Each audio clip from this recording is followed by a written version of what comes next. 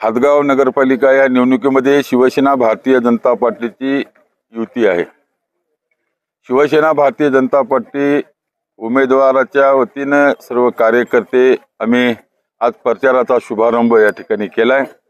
आज प्रचार नारळ आमचं फुटलेलं आहे आणि आजपासून आम्ही जोरामध्ये कामाला लागणार आणि ह्या नगरपालिकेवर शिवसेना भारतीय जनता पार्टीचा झेंडा आम्ही फडकवणार।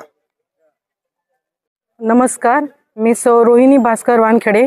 माझं MSc सॉफ्टवेअर इंजिनिअरिंग झालेलं आहे आणि यंदाच्या नगर परिषदेच्या सार्वत्रिक निवडणुकीच्या अनुषंगाने मी आपल्या समोर नगराध्यक्ष या पदासाठी इच्छुक उमेदवार म्हणून आहे।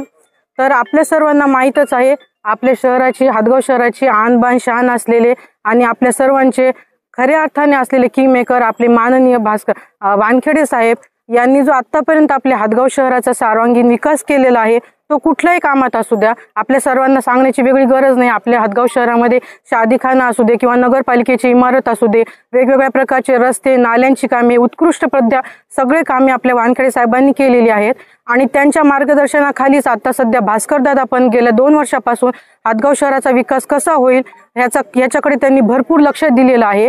तर त्यामुळे मला असं सगळ्या आपल्या उमेदवारांना आणि बंधू भगिनींना सांगायचं आहे की तुम्ही मला जर एकदा पुन्हा विकासाची संधी दिली आणि तुम्ही मला विजयी केला तर आपल्या हदगाव शहराला भ्रष्टाचार मुक्त कसं करता येईल आणि वेगवेगळ्या गोष्टीतून आपल्या हदगाव शहराला कसं पुढे नेता येईल माझा याकडे पूर्ण कल राहील। मी पुन्हा एकदा सगळ्यांना सांगू इच्छिते की यावर्षी आपल्या हदगावमध्ये भाजप आणि शिवसेनेची युती झालेली आहे, त्यामुळे तुम्ही मला विकासाची संधी द्या आणि भरपूर मतांनी माझा विजय करा आणि आपल्या सर्वांचे लाडके माननीय अशोकराव चव्हाण साहेब, माननीय बाबूराव कदम कोळीकर साहेब आणि माननीय आमचे सुभाषरावजी वानखेडे साहेब यांचे हात बळकट करा आणि आमचा विजय करा। जय हिंद, जय महाराष्ट्र।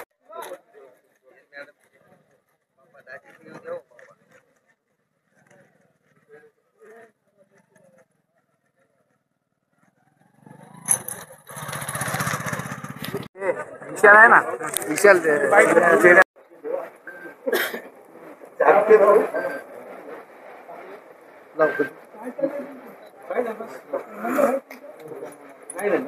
काय